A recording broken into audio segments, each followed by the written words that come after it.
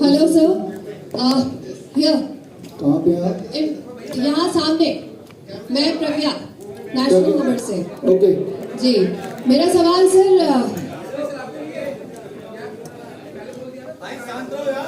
Please maintain silence.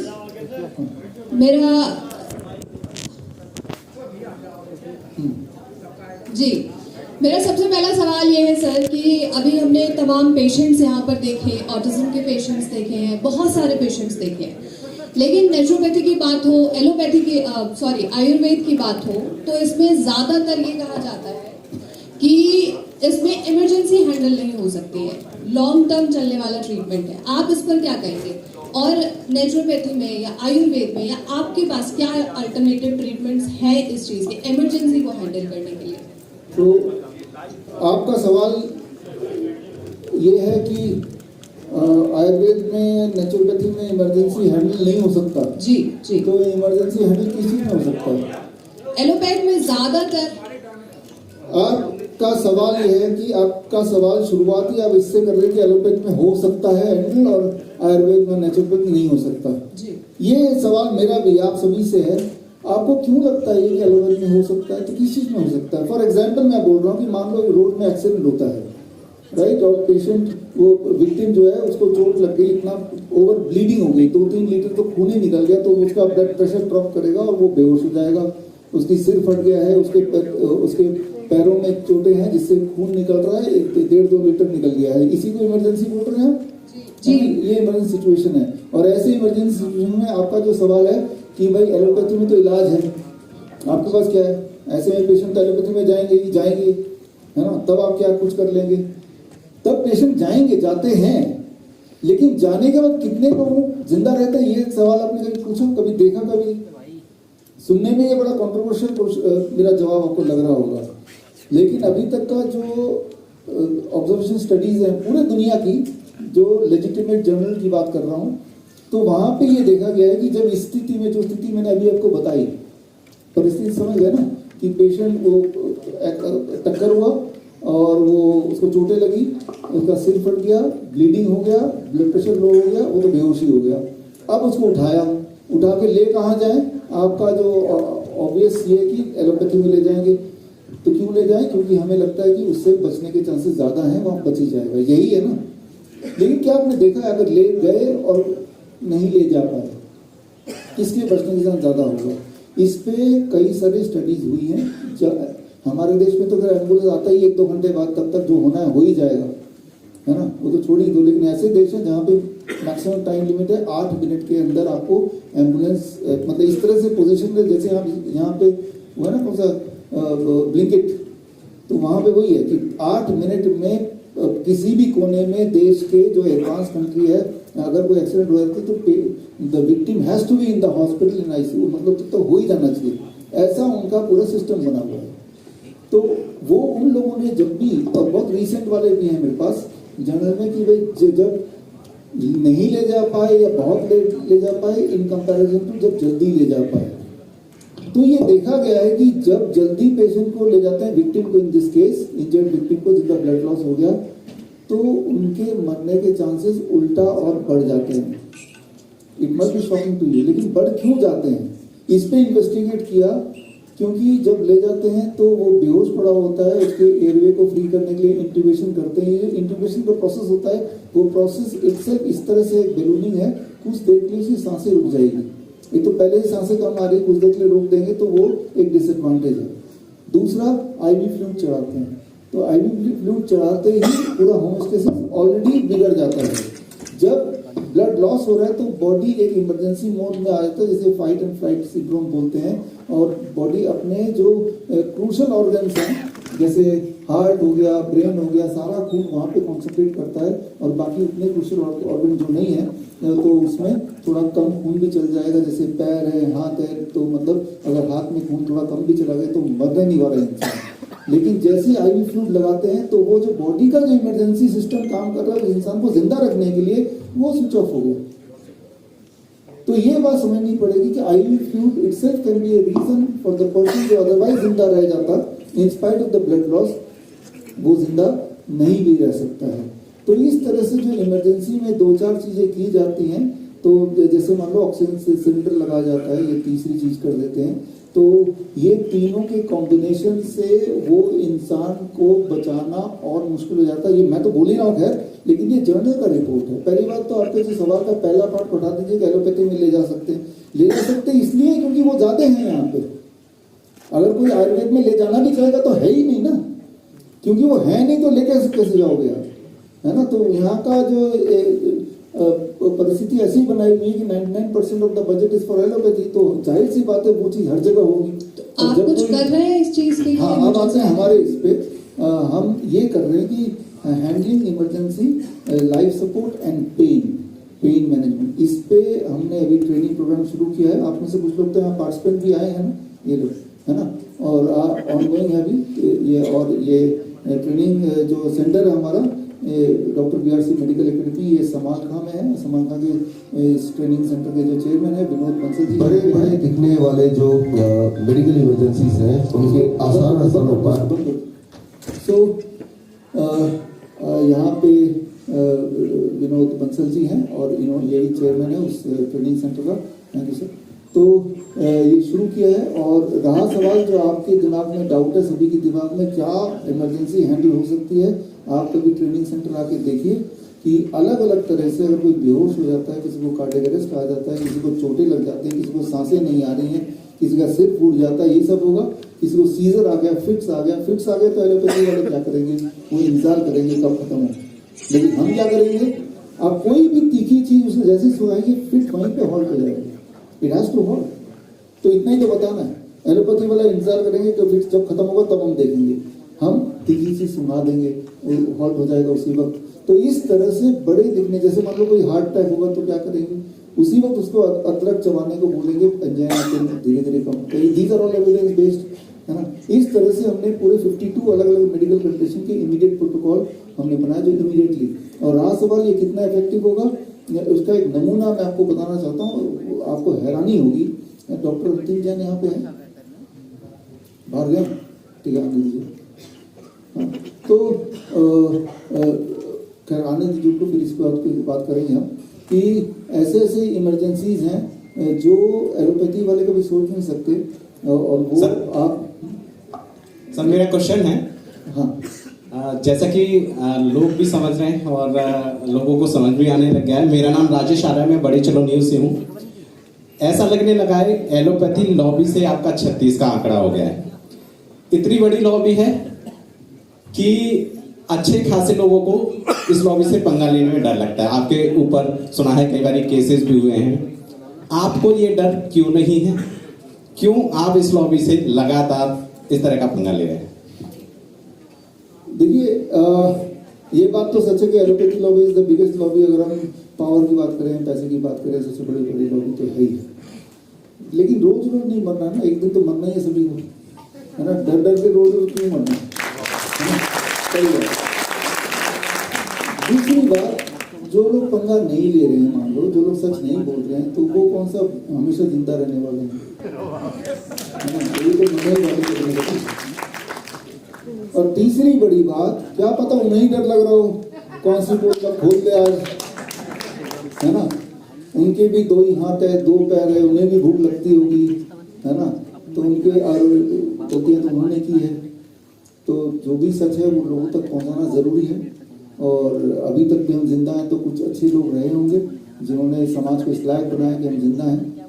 तो आज का समाज तो हमारे हाथ में है, तो कुछ ना कुछ। डॉक्टर साहब, एक सवाल मेरा भी था। मैं सुमित आजाद, ग्लोबी न्यूज से। आपने 2021 में हिम्स हॉस्पिटल्स में कैंप लगाने शुरू किए थे। आजकल हम देख रहे हैं आपके वहां पर कैंप नहीं लगते हैं। क्या आपने हिम्स हॉस्पिटल छोड़ दिया है? देखिए, 2021 में hymns hospital and institute of integrated medical sciences की शुरुआत की थी मैंने आचार्य मुनि जी के साथ, इस सोच के साथ कि पेशेंट सेंट्रिक इलाज होना चाहिए। पेशेंट अगर आता है, जैसे आपने देखा हमारे पूरी टीम है यहाँ पे, इनके पेशेंट भी देखे और बार बार हमने अपने चैनल्स के थ्रू, वीडियोस के थ्रू देखा कि किस तरह से बड़े दिखने वाली बीमारी किस तरह से आसानी से ठीक करते हैं, बहुत ही थोड़े से पैसे लेके, राइट। और आपके पेशेंट तो यहाँ पे हैं ही हैं, वो इसको बताएंगे। कुछ थोड़े से पैसे लेके, चाहे लंग कैंसर की बात करें, प्रोस्टेट कैंसर की बात करें, लिवर क्रॉनिक लिवर डिजीज की बात करें, वो यहाँ पे है। तो मंशा ये थी कि पेशेंट सेंट्रिक इलाज हो, एक जगह हो जहाँ पे वो आए और उनको हम जितना ज़रूरत हो उतना ही करें। और आप सब ने भी सपोर्ट किया। 2021 में मैं जो पैरा हॉस्पिटल खोला डेराबस्सी में, और वो हमेशा भरने लगा, लोग आने लगे। लिवर और किडनी के पेशेंट्स और डायलिसिस लोगों की छूटने लगी, और पेशेंट आने लगे, क्योंकि वो हॉट वाटर इमर्शन से डायलिसिस छूट जाता है और ट्रीटमेंट कम हो जाता है। और आज भी ऐसे पेशेंट यहाँ पे भी अभी बात की है प्रवीण नंदा ने इस बारे में, तो लोग आने लगे और हॉस्पिटल हिम्स और खुलने लगे, देश भर में कई सारे खुल गए।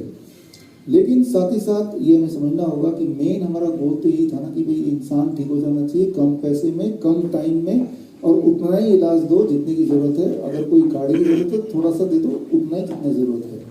लेकिन मैंने देखा कि ये डेविएट होता जा रहा है, जैसे जैसे वो बड़ा बनते जा रहा है।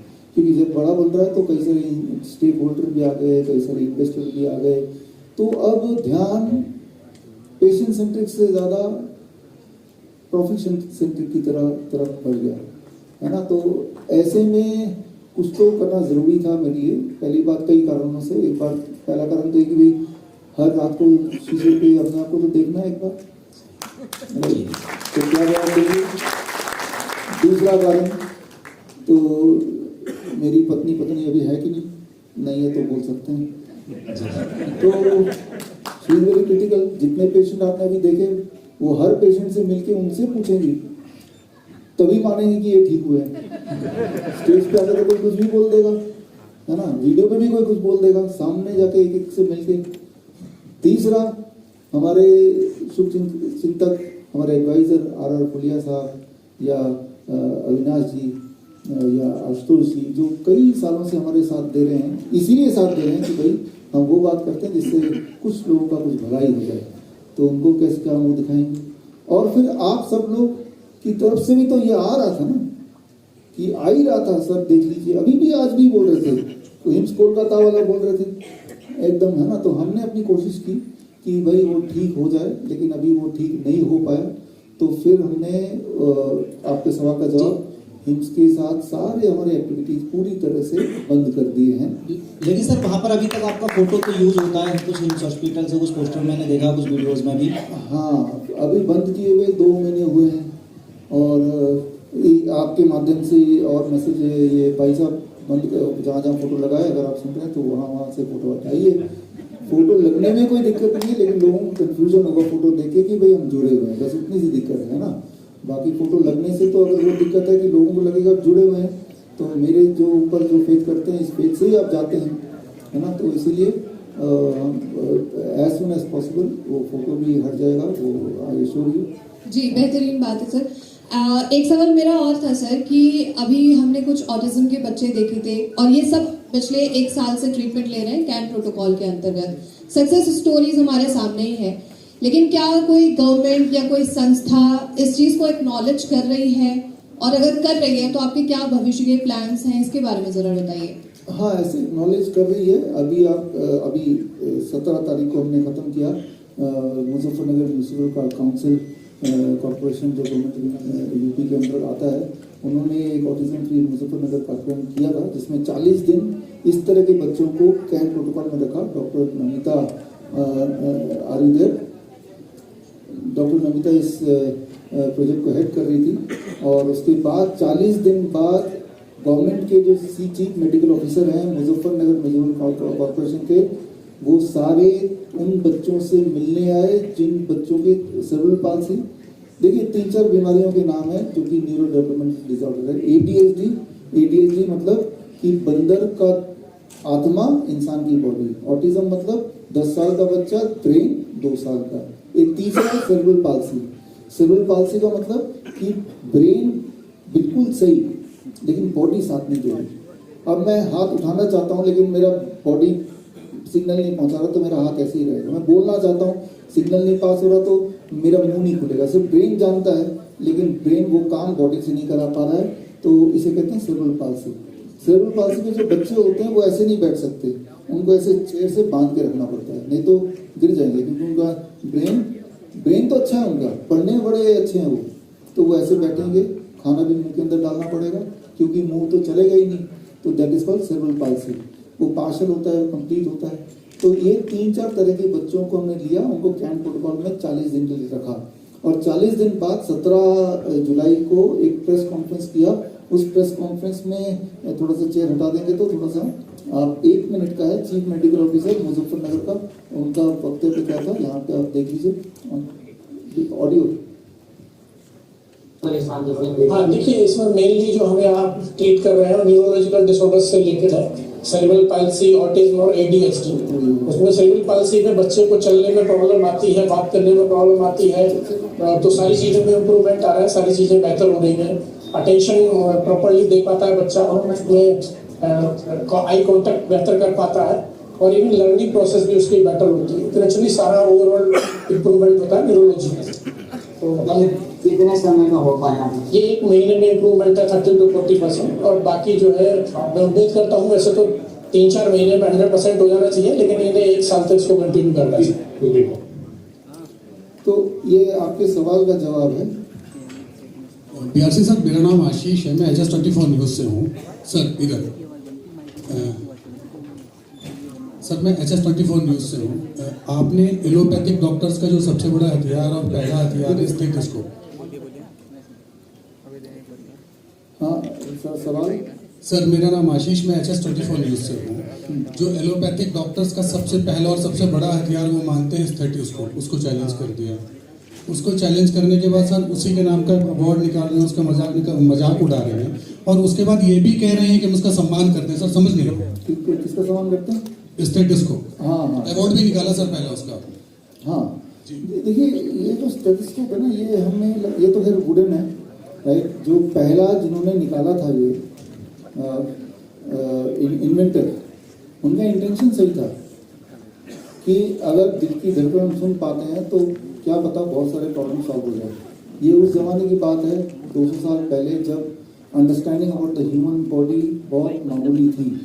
लेकिन आज के टाइम पे अल्ट्रासाउंड और बाकी और चीज़ें आ गई हैं और तब हमें धीरे धीरे पता चलता है कि आपका ये जो स्टेथोस्कोप से जो सुनाई देता है वो कितना सच है कितना झूठ है, ठीक है ना। तो ये सिंबल बन गया है ह्यूमैनिटी के लिए, ये वाला स्टेथोस्कोप जो गले में लटकाते हैं और इसको भूल चुके हैं, इसके इंटेंशन को भूल चुके हैं, ठीक है ना। तो हम इससे इसकी शुरुआत वाली जर्नी भी याद दिलाना चाहते हैं।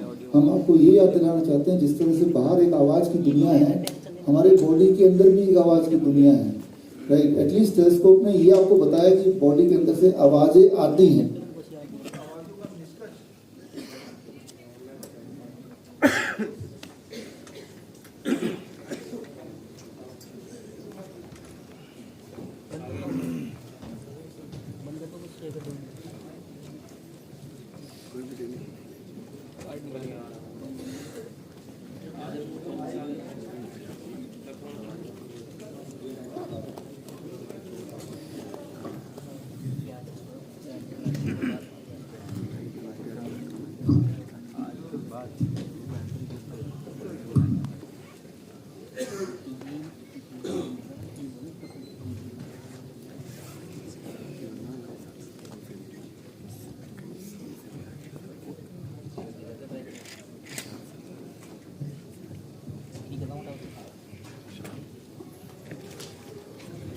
तो ये एक सिंबल है और कोई चीज़ जो इंसान के जहन में बैठी हुई है, ठीक है ना। तो हमने सिर्फ इतना बताया कि स्टेथोस्कोप का इस्तेमाल डायग्नोसिस के लिए मत कीजिए, लेकिन साथ में उसका एज ए गहना अगर डॉक्टर यूज़ करना चाहे पहनने के लिए तो उसमें बुराई भी कुछ नहीं है। जिस तरह से आप गहने पहनते उसका क्या यूज़ है, कान में बालियाँ पहनते क्या यूज़ है। या मैंने ये कपड़ा पहना नीले कलर का तो मुझे अच्छा लग रहा है, और क्या बोलेंगे, कोई तो किसी भी कपड़े से आप अपने आप को ढक सकते हैं, ठीक है ना। तो जस्ट अ सिंबल कि इंसान ने कोशिश की और कोशिश करके अंदर की धड़कनें सुनने की कोशिश की और सुन पाए और अंदर की दुनिया से, आवाज़ की दुनिया से हर एक को जोड़ा, राइट। ये अपने आप में बड़ी बात है। और एक और बात है स्टेथोस्कोप की, आज कमियां तो मैंने आपको बताई, लेकिन छोटे बच्चे जो होते हैं, छोटे बच्चे, बिल्कुल छोटे बच्चे जो बोल नहीं सकते, मान लो 2 साल तक के बच्चे, उनका स्किन बहुत ही पतला होता है, तो उनके केस में स्टेथोस्कोप का जो सेंसिटिविटी है वो करीब 90% है। तो ऐसा नहीं है कि स्टेथोस्कोप बिल्कुल यूज़ नहीं करना। छोटे बच्चे जो बोल नहीं सकते, अपने सिम्टम नहीं बता सकते, पहली बात, प्लस दूसरी बात, उनका जो स्किन है दैट इज टू थिन, तो उनकी जो आवाज आती है that is more clear and that is more conclusive in comparison to, जैसे हम बड़े होते हैं तो हमारा ऑर्गन जो हार्ट है वो कहीं इधर उधर भी खिसक जाता है। आपको बड़ा ताज्जुब होगा, हमारा जो लीवर बड़ा हो जाएगा तो वो डिस्टेंस जो है कई बार 10 सेंटीमीटर भी इधर से उधर हो सकता है, हो जाता है। 1 सेंटीमीटर से लेकर 10 सेंटीमीटर तक हमारे ऑर्गन डिस्प्लेस हो जाते हैं। लेकिन एक डॉक्टर तो यही सोचेगा इसका हार्ट तो यहीं पे होगा, यही सोच के वो उस हार्ट को कंसीव करेगा, लेकिन वो थोड़ा सरक गया, लीवर थोड़ा सरक गया, पेट अपनी जगह पे नहीं है, तो जो सुनाई देगा वो पेट की आवाज़ नहीं है, वो लीवर की आवाज़ है जो एक्सटेंड हो चुकी है। लेकिन छोटे बच्चे के केस में ये सारी चीज़ें नहीं है, इसीलिए छोटे बच्चे के केस में इट इज स्टिल यूजफुल। ऊपर से छोटा बच्चा कुछ बता भी नहीं सकता मुझे कैसा फील हो रहा है, तो वहाँ पे उसका ये जो किताब मैंने आज रिलीज की, इस किताब में एक चैप्टर यही डाला है मैंने, राइट, 1 चैप्टर है डेडिकेटेड टू दिस कि कहाँ पे इसका यूज फिर भी है और कहाँ पे नहीं है। हमारा तो ये ट्रेनिंग प्रोग्राम बड़ा छोटा सा है, इसलिए एक पार्ट उसका लिया, लेकिन एक पार्ट अभी मैंने कवर कर लिया। तो सर क्या कहना है, ये रबर ट्यूब अब छोड़ दी जाए? देखिए एज ए एडल्ट तो इसका यूज नहीं है, वो तो आपको मैंने एग्जांपल थोड़े बहुत दिए, बाकी आज जो किताब रिलीज की वो किताब आप पढ़ेंगे तो आपको पता चल जाएगा कि ये सिर्फ एक रबर ट्यूब ही है। तभी तो अभी देखिए ना भगवान का भी इलाज कर रहे हैं, है ना, तो वैसे ही है। और मैं तो बोल रहा हूँ कि इसके तो सबूत मैंने आपको पेश किए, इसके विपरीत सबूत किसी के पास हैं तो वो कोई पेश करेगा तो मैं तो चैलेंज लेने को तैयार हूँ।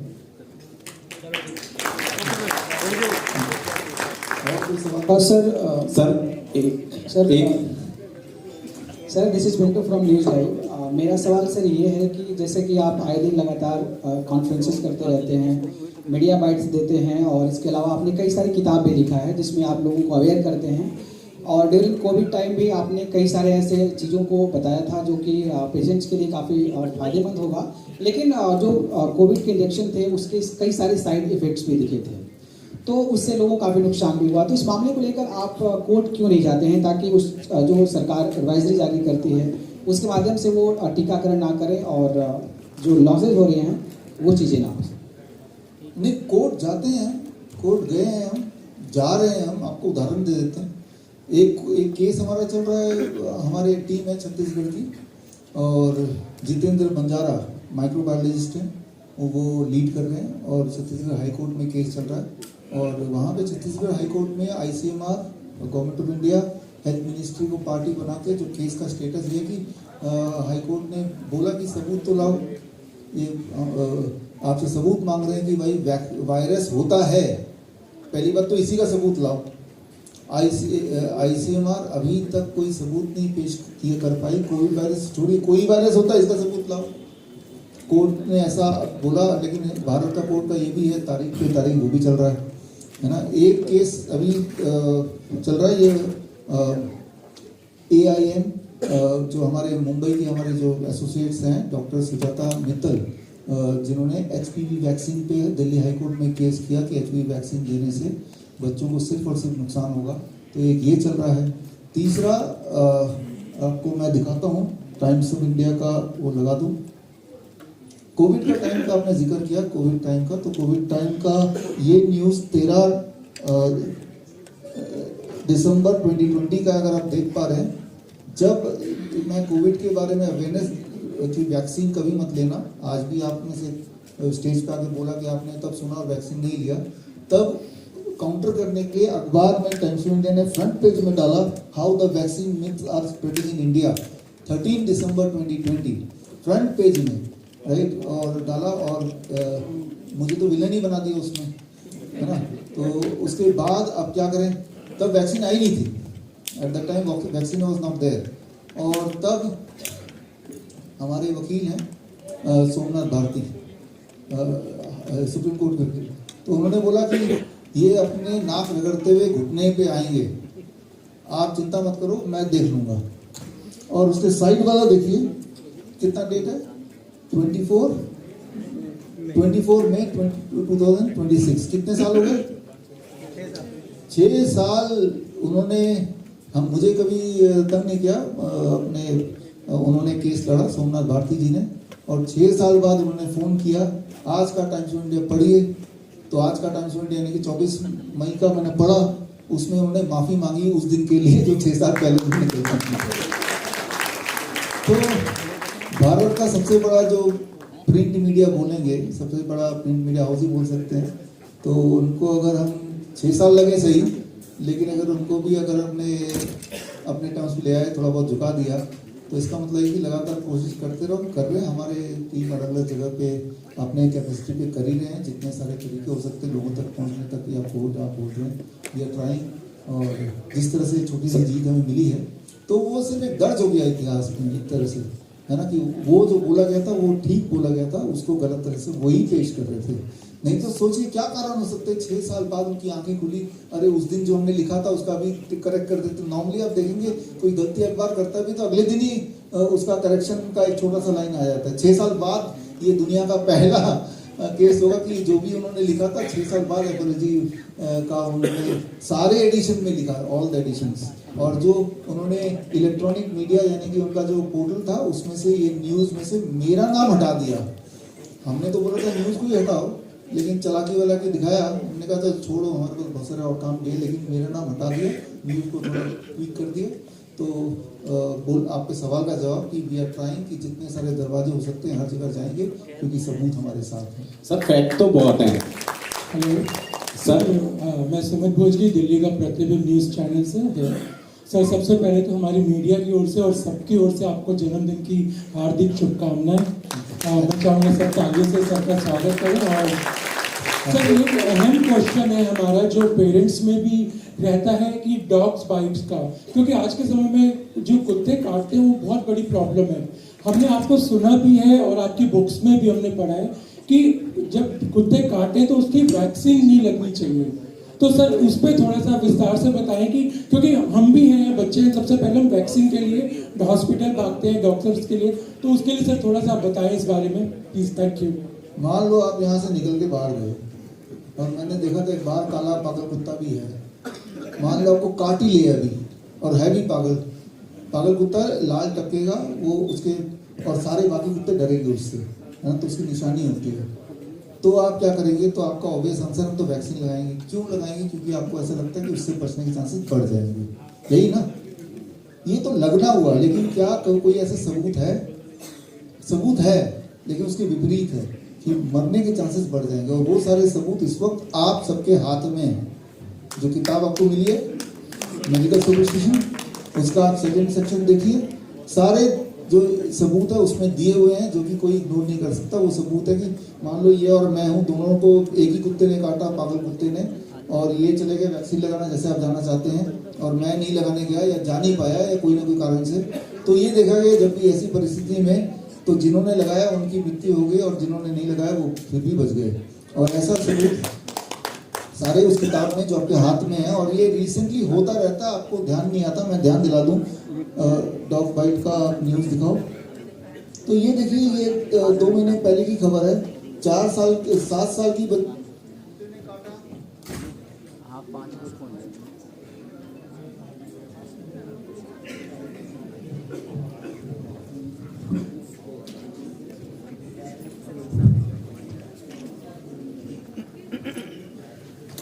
तो कुत्ते ने काटा, इमीडिएटली वैक्सीन लगाया जैसे कि आप लगाना चाह रहे हैं, है ना, और उसके बाद बच्चे की डेथ हो गई। और डेथ हो गई तो जब माँ बाप ने आरटीआई फाइल किया या जांच पूछा, हमने तो वैक्सीन लगाया जैसे आपने बोला, डेथ कैसे हुई, तो आरटीआई का जवाब नहीं दिया। फिर कोर्ट गए और कोर्ट ने उन 4 डॉक्टरों पे जिन्होंने वैक्सीन लगाया उस पर FIR कर दिया है। ये अभी न्यूज़ है, ठीक है ना, कि कुत्ते ने काटा, आपने वैक्सीन लगाया, तो बीच का वो जो वैक्सीन लगाना है उससे फायदा होगा वो डॉक्टर तो दे नहीं पाए क्योंकि है ही नहीं ऐसा कुछ। लेकिन ऐसे कितने लोग होंगे जो किसी की डेथ पे डॉक्टर को चैलेंज करेंगे? वो चैलेंज नहीं करेंगे तो वो ट्रेडिशन चलता रहता है, ठीक है ना। तो मैंने आपको आपके सवाल के जवाब के लिए वो किताब में सारे एविडेंस दे दिए, और एग्जाम्पल के तौर पे ये एग्जाम्पल आपके आंखों के सामने। सर मैं अभी एक आखिरी प्रश्न लेना चाहूँगा कि आप पे ट्रस्ट किया जाए एलोपैथी पे। जब पेशेंट बीमार होता है तो उसके घर वाले बहुत परेशान रहते हैं, वो द्वंद्व में रहते हैं।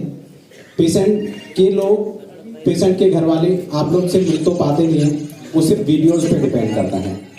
अब ऐसे में वो कैसे ट्रस्ट करें कि एलोपैथी की तरफ जाएं या डॉक्टर विष्णु प्राग जो कहते हैं वो सही है?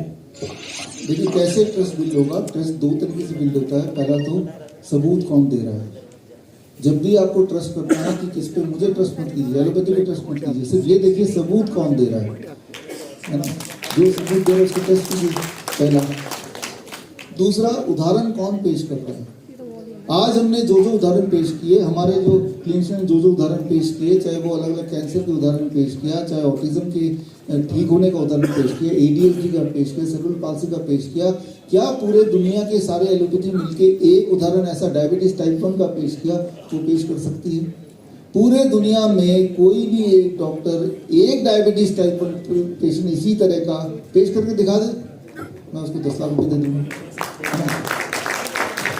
अच्छा डॉक्टर साहब, आपके हमने देखा है पहले आपका YouTube चैनल था, काफी लाखों में लोग थे, वो डिलीट कर दिया। अभी हाल ही में हम देख रहे थे आपके पेज को फॉलो भी बहुत सारे लोग करते थे, वो पेज ही आजकल दिखाई नहीं दे रहा है। सोशल मीडिया पर आपको बार बार डिलीट क्यों कर दिया जाता है? देखिए जो पहला क्वेश्चन था वही घूम फिर के आ रहा है। तो ये एक लड़ाई है और ये पैसे का खेल है ना। तो सच को दबाने के हिसाब से, लेकिन उस चीज़ का फर्क नहीं पड़ता है। तो एक ही चैनल डिलीट करेंगे ना, इस तरह से अगर हजारों चैनल आपके माध्यम से डिलीट कैसे करेंगे? तो जितना वो डिलीट करेंगे, आपने गौर किया होगा, आपके सवाल का जवाब 2020, आप में से कई लोग 2020 से ही मुझे जानते हैं। वो समय था जब मैं पूरी तरह से फेसबुक और यूट्यूब और इंस्टाग्राम और ट्विटर में बैन पूरी तरह से था। मैं सारा कुछ डिलीट था, मेरा वो टाइम था, राइट। तो मैं कई बार सोचता हूँ कि मेरा तो सारा कुछ डिलीट था, तो सब लोगों के पास कैसे पहुँच रहा है, राइट। तो जब कोई चीज़ ज़्यादा दबाई जाती है तो लोग, आप जैसे हम जैसे मिलके उसको, उस सच्चाई को और ज़्यादा जोर देते हैं, लोगों तक पहुँचाने का काम करते हैं, राइट। अच्छा डॉक्टर साहब, हमने सुना है आपके तार पाकिस्तान से भी जुड़े हुए हैं, कुछ आपके क्लिनिक्स भी है, उसके बारे में सच्चाई बताइए सर। हमारे क्लिनिक हैं, लाहौर में हैं, और हमारे बहुत सारे पेशेंट्स हैं पाकिस्तान में। और आप तो जैसे मान लो, एक बार मैं लंदन गया था तो कुछ साल हो गए, और वहाँ टैक्सी वाला, आप कहाँ से हैं, बातचीत, मैं मोबाइल में हिंदी में बात कर रहा था, तो मैंने कहा कि मैं तो इंडिया से हूँ। तो उसका जवाब था मैं भी पाकिस्तान से हूँ। मतलब वहाँ पे थोड़ा दूर जाएंगे तो ऐसा लगेगा कि हमारा ही भाई है। वो तो यहाँ का माहौल, अखबार का माहौल इस तरह से पोलिटिसाइज कर दिया गया है, ऐसा दिखा दिया गया है। एक आम आदमी की दिल से पूछिए कि क्या आप चाहेंगे कि पाकिस्तान का आदमी मर जाए, राइट? क्या आप चाहेंगे? वो तो एक आम आदमी की दिल से पूछिए, क्या आप चाहते हैं कि वहाँ लड़ाई हो जाए, राइट? तो वो ऊपर में कौन लड़ा रहा है, क्या कर रहा है, अखबार में कौन छाप रहा है, वो अलग बात है। लेकिन एज ए ह्यूमैनिटी, वो किसी भी देश का हो, हमारे लिए तो इंसान at the very first place. अगर कोई ठीक होना चाहता है हम उसे ठीक करेंगे, वो किसी भी देश का हो। डॉक्टर साहब, एक सवाल है कि आपकी जो आयुर्वेदिक दवाइयाँ हैं, इन कंपैरिजन ऑफ जो अदर मेडिसिन है, वो काफ़ी महंगी है। हाँ देखिए, पहली बात तो हम कोई दवाई का मतलब है, हमारे कुछ तेल हैं, जैसे महानारायण तेल एक उदाहरण के तौर पे। कई लोग बोलते हैं ये पंचकर्मा थेरेपी काम नहीं करती, आयुर्वेदिक बड़ा स्लो काम करता है। इस तरह का आपके दिमाग में, जहन में भरा हुआ है, क्योंकि आप जब भी कभी आयुर्वेदिक इलाज कराते हैं तो आपको आप देखते भी हैं, एक्सपीरियंस भी करते हैं कि बड़े धीरे धीरे असर कर रहा है। तो इसकी गहराई तक जब मैंने गया, आप भी गहराई पे खुद चेक कर सकते हैं, प्रूफ आपको मिल जाएगा। एक नाम याद रखिए, महानारायण ऑयल, एक जो कि पंचकर्मा या पेन रिलीफ का एक मुख्य ऑयल है। तो ये ऑयल नाम मैंने बता दिया, महानारायण ऑयल नाम दिमाग में आ गया। किसी भी ऑनलाइन जाइए, दुकान में जाइए, बोलिए महानारायण तेल किसी भी कंपनी का दे दीजिए या सारे कंपनी का दे दीजिए, वो ले लीजिए आप। फिर उसके इंग्रेडिएंट में देखिए क्या लिखा हुआ है। उसके इंग्रेडिएंट में लिखा होगा जो चीज़ें, उसको नोट कर लीजिए। अब आयुर्वेद के टेक्स्ट में जो लिखा है, क्या उससे वो मैच कर रहा है? आप शॉक्ड हो जाएंगे, वो मैच नहीं करेगा। हमने तो देखा है, जब वो असली वाला जो रेसिपी है जिससे वो तेल बनना था और जिस प्रोसीजर से बनना था वैसे बना ही नहीं, तो सिर्फ नाम का वो और महानारायण या पंचकर्मा तेल रह गया, काम का नहीं रहा। और जब ढूंढते हुए मुझे कोई ऐसा तेल मिला ही नहीं भारत में, या पंचकर्मा के जो काढ़े हैं कि भाई जिसमें एग्जैक्टली वैसे ही बना हो जैसा कि वर्णित किया गया आयुर्वेद के एंशिएंट टेक्स्ट में, जब वो मिला नहीं, फिर मेरे पास एक ही ऑप्शन था कि हम अपना खुद का बनाएं। लेकिन खुद का जब हमने बनाने लगे और वही वाले जड़ी बूटियां उतने ही मात्रा में उसी प्रोसीजर से करने लगे तो हमने देखा कॉस्ट काफ़ी बढ़ जाता है। जहाँ तो मारना ऑयल 400 ml का किसी और कंपनी का 300, 400, 500 रुपये मिल जाएगा, हमारा 1700 रुपये में है। तो एक तरफ मेरे पास चॉइस है कि मैं इनएफेक्टिव चीज़ बना लूँ, बहुत सस्ता दे दूँ, दूसरी तरफ है कि भाई इफेक्टिव हो, बिल्कुल वैसे का वैसा ही हो, चाहे पैसा थोड़ा ज़्यादा लग जाए, है ना, लेकिन एटलीस्ट उसका प्रभाव पहली बार में पड़ जाएगा। राइट। डॉक्टर साहब, मैं चेतन मुरादाबादी न्यूज़ 94 हिंदी से। डॉक्टर साहब, मैं कहना चाहूँगा जैसे कि अचानक कोई व्यक्ति बीमार होता है तो उसकी मजबूरी बनती है कि हॉस्पिटल ले जाने की, तो वो कैसे कर पाएगा? देखिए, आज का जो दौर है इसमें तो अपना डॉक्टर खुद ही बनना पड़ेगा, है ना। कि मान लो किसी को कोई बीमार हो जाए तो बीमार में क्या क्या हो सकता है, खांसी, जुकाम, बुखार, पेट दर्द, पैरों का सूजना, पेट का सूजना, कमजोरी, सांसें अटक जाना, सांसें नहीं आना, ब्रेथलेसनेस, यही सारी चीज़ हो सकती हैं। और इनमें से एक एक चीज़ ऐसी है, आपको तो पता है, आप तो मेरे स्टूडेंट हैं, जिनका इलाज घर पे हो सकते हैं। इन्होंने तो लगभग, इनका नाम से ही क्लिनिक है, क्लिनिक के अंदर तो जो सारा कुछ बोलते हैं वो घर में ही करते हैं। तो आज का वो दौर है जहाँ पे हर इंसान को अपना डॉक्टर खुद बनना पड़ेगा। आप एक ऐसी जंगल में गाड़ी चला रहे हैं जिस जंगल में अगर आपकी गाड़ी खराब हो गई तो मैकेनिक बन के जो शेर आएगा वो आपको रिलीफ देने नहीं आएगा, अल्टीमेटली आपको खा ही जाएगा। तो अपना मैकेनिक बनना पड़ेगा, बॉडी का मैकेनिक, है ना। और तब आप देखेंगे कि बीमारी से डर नहीं लगने वाला, आपको क्लियर हो जाएगा अगर बीमार पड़ भी गया तो मैं सक्षम हूँ अपने आप को ठीक करने के लिए, और अगर मैंने अपने आप को ठीक नहीं कर पाया तो दुनिया में कोई और ठीक नहीं कर सकता। तो आप कन्विंस्ड हो जाएंगे, है ना। तो एजुकेशन लीजिए, you don't need medication, you need education. Sir, एक सवाल मेरा भी आपसे, मैं सुषमा शर्मा एसडी से। सर, आजकल लड़कियों में उनके ओवरी के अंदर ईस्ट की प्रॉब्लम बहुत जा रही है और लड़कियों में इस चीज को लेकर काफी टेंशन है कि हम प्रेग्नेंट हो पाएंगे नहीं हो पाएंगे फ्यूचर को लेके, इसके बारे में आप क्या कहेंगे? इसके बारे में जो कहना था मैंने 2020 में बता दिया था, किताब लिख के बता दिया था कि अगर आपने कोविड के 2 वैक्सीन लगाए, इनफर्टिलिटी बढ़ जाएगी, इरेक्टाइल डिस्फंक्शन बढ़ जाएगा। तो और वही चीज़ आज आप देख ही रहे हैं, आज इनफर्टिलिटी आईवीएफ क्लिनिक 6 गुना 7 गुना ज़्यादा बढ़ गया है भारत में। और आज के आईवीएफ क्लिनिक में जाएंगे तो भीड़ थी, भीड़ ही भीड़ है। और आज से 2020 से पहले थोड़े से थे क्लिनिक और वो भी खाली रहते थे। तो ये सारा ऑलरेडी एक्सपेक्टेड था। जो लोग कोविड वैक्सीन लगाए, जो भी लगाया, उसके बाद से इनफर्टिलिटी और इरेक्टाइल डिस्फंक्शन बढ़ गया। तो जो सवाल का जवाब है वो 2020 में बता दिया था और वो अभी आप देख ही रहे हैं। हेलो डॉक्टर BRAC, हाय मैं रचना फैशन फ्यूजन स्टेशन से। अभी एक फिल्म आ रही है द इंडियन स्टोरी, और फूड एडल्ट्रेशन पर ये फिल्म है। जिस तरीके से इस तरह के टॉपिक पर फिल्म बनी है, बहुत ही सेंसिटिव टॉपिक है। हम लोगों के घर में जो किचन में फूड आता है उसमें इतना ज़्यादा जो मिक्स कर दिया गया है, आपको लगता है कि आप इतना अच्छा और इतना बड़ा मुद्दा और इतना बोल्ड होकर के ये जो लेकर के आ रहे हैं, आपको भी इस पर कोई फिल्म वगैरह बनानी चाहिए? क्या आपने कभी ऐसा सोचा है? देखिए, हाँ, बनाने चाहिए। कोई चीज़ लोगों तक पहुंचाने के कई सारे मीडियम होते हैं। कोई नॉलेज वो किताब के फॉर्म में हो सकता है, वो इस तरह के लेक्चर के फॉर्म में हो सकता है, वो किसी फिल्म के फॉर्म में भी हो सकता है। अभी तो हमने थोड़ी देर पहले आपको दिखाया कि कल्चरल हेरिटेज को प्रमोट करने के लिए 2 देशों के बीच की दोस्ती को बढ़ाने के लिए भी हम फिल्म ऑलरेडी अभी कल रिलीज़ कर ही रहे हैं।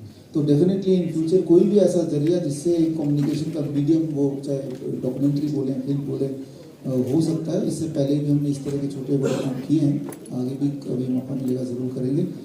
डॉक्टर साहब, एक हमारा छोटा सा सवाल है, ये आपकी बात होगा जी। लगातार आप जो है एलोपैथिक वालों को चैलेंज करते रहते हैं, तो आज के प्रोग्राम में भी कोई चैलेंजेस है, कोई नया चैलेंज करने जा रहे हैं? आज के प्रोग्राम में वैसे तो नहीं सोचा, लेकिन आपने जब बोली दिया तो सोच ही लेता हूँ, बता ही देता हूँ। आज मैंने 7 सवाल आपको पूछे और ये लाइव जा रहा है, तो ये रिकॉर्डेड हर जगह है, कई सारे फेसबुक यूट्यूब में। 7 सवाल मैंने पूछे, उनके जवाब भी मैंने दिए एविडेंस के साथ। अगर उनमें से 7 में से मेरे जवाब को कोई भी गलत साबित कर दे अपने एविडेंस से, तो हर गलत साबित हुए जवाब के लिए मैं 10 लाख रुपए दूंगा, यानी कि 70 लाख के लिए फिक्स हो जाएगा। ठीक है, इसी के साथ इस प्रेस कॉन्फ्रेंस को हम सर, मेरा एक लास्ट सवाल है कि ये जिस तरीके से एलोपैथी के बारे में हम कहते हैं कि वो बहुत महंगा है, वहाँ ट्रीटमेंट लेना बहुत महंगा है। हमारे खुद के चैनल पे बहुत सारे सवाल आते हैं कि हमने सर का VOPD ज्वाइन किया, वो 25,000 का है। वीडियो कॉन्फ्रेंस या वीडियो के जरिए हमने उन्हें देखा तो वो 50,000 का है। ये तो बहुत ज्यादा महंगा है, अफोर्डेबल ही नहीं है। इस पर क्या कहेंगे आप? देखिए, अभी आपने देखा आज एक्स मिनिस्टर हरीश चंद्र भाटी जी आए थे, तो उन्होंने कितने पैसे खर्च किए? कोई पैसा खर्च नहीं किया, क्योंकि उन्होंने आप के यूट्यूब चैनल को देखा, मेरी वीडियो को, खुद ही ठीक होगा, फिर आए थैंक्स करने के लिए, अलग बात है। तो ठीक होने के बहुत सारे रास्ते हैं। पहला तो ये एजुकेशन लेके वीडियो देख के आप ठीक हो, राइट। अगर लगता है कि नहीं थोड़ा गाइडेंस चाहिए तो हमारे क्लिनिशियन है, पूरे देश में 1000 सेंटर है सर, तो सर इनके पास जाइए। और उसके बाद जो इसके बाद भी उनसे भी नहीं सेटिस्फेक्शन होगा तो मेरे पास आ रहे हैं। तो याद रखिए कि मेरा जो काम है प्राइमरी 101 पेशेंट देखने का कभी नहीं रहा है।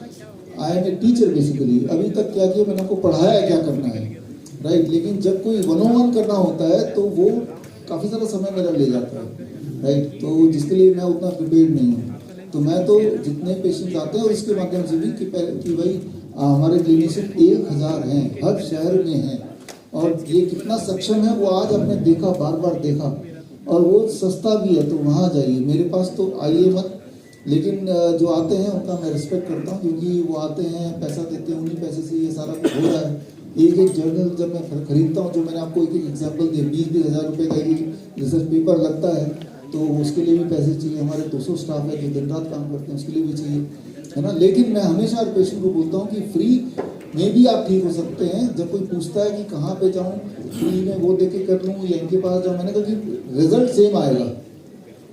DIG डाइट मैं बताऊंगा तो भी उतना इफेक्टिव है, ये बताएंगे तो भी इतना इफेक्टिव है, वीडियो देखते तो भी इतना इफेक्टिव है। सर आपके सस्ते ऑब्जेक्टिव के बारे में सर लास्ट क्वेश्चन है ये सर, नीम सस्ते ऑब्जेक्टिव जो दवाइयों का है वो आपने जैसे द विलेज फार्मेसी नीम दिया, तो वो भी एक सस्ता है और सारे रोग इलाज हो रहे हैं। तो ये भी आप सर कह सकते हैं, ये भी इलाज के ऑब्जेक्टिव के रूप में। और एक आप सर कानूनी रूप में किस तरह से इसको स्वीकार्य ताकि लिए क्या कर रहे हैं, ताकि आयुर्वेद को थोड़ा ज़्यादा बजट भी मिले और इसको एक रिफॉर्म मिले, कानूनी रिफॉर्म मिले, इसके लिए सर क्या प्रयास आपकी ओर से? इसके लिए वो तभी होगा जब आप बदलेंगे। आप ये चिंता छोड़ दीजिए कि क्या बजट आ रहा है, आप ये सोचिए कि कुछ भी बीमार पड़ेंगे तो मैं अपने आप को देख लूँगा।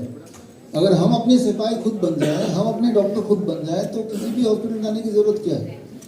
आप देखिए, अब मैंने आपको एम्स दिखाया, अपोलो दिखाया, फोर्टिस दिखाया, बड़े बड़े बिल्डिंग दिखाए, देश के जो बड़े बड़े, वहाँ से हारे हुए पेशेंट तो इनके पास आए ना। और इनके पास भी तो एक कमरा ही है, जो कमरा आपके खुद के पास भी है, एक बेड है जो आपके खुद के पास भी है। दिमाग से ये हटा दीजिए कि हमें हेल्थ के लिए, कुत्ता जब बीमार पड़ता है तो क्या करता है, खाना छोड़ देता है, घास में लौटता है, देखा कभी? एक शेर जब बीमार पड़ता है तो क्या करता है, घास खाने लग जाता है ना, और वो ठीक हो जाता है। इंसान एक ऐसा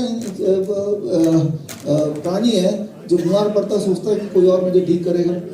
एक तो बीमार है, ऊपर से डॉक्टर पास जा रहे हैं, वो तो और बीमार करेगा ना आपको। सस्ती दवाई के रूप में नीम को आप कहेंगे, नीम की दवाई उपलब्ध है सर? हाँ, सस्ती दवाई के रूप में तो भगवान ने नीम दिया। ये बाई चांस नीम एक ऐसा पेड़ है जिसपे किसी एक का हक नहीं है, हर जगह मुफ्त मिल जाता है। आपने तो क्लिनिक कंट्रोल ट्रायल द्वारा सारे रोगों को ठीक करने के बारे में भी कहा है सर, नीम से। हाँ, नीम से तो इतने क्लिनिकल ट्रायल हुए हैं जिससे तो नो डाउट कि किसी भी बीमारी में, जैसे किडनी का पेशेंट का क्रिएटिनिन बढ़ गया तो नीम दे दे तो क्रिएटिनिन घटना शुरू हो जाता है बड़ी तेजी से। कोई इन्फेक्शन डिजीज है तो इन्फेक्शन बड़ी तेजी से चले जाता है। तो खैर, इसी के साथ हम प्रेस कॉन्फ्रेंस को यहीं पे कंक्लूड करते हैं। हमारा कॉन्वोकेशन शुरू होने वाला है। Thank you.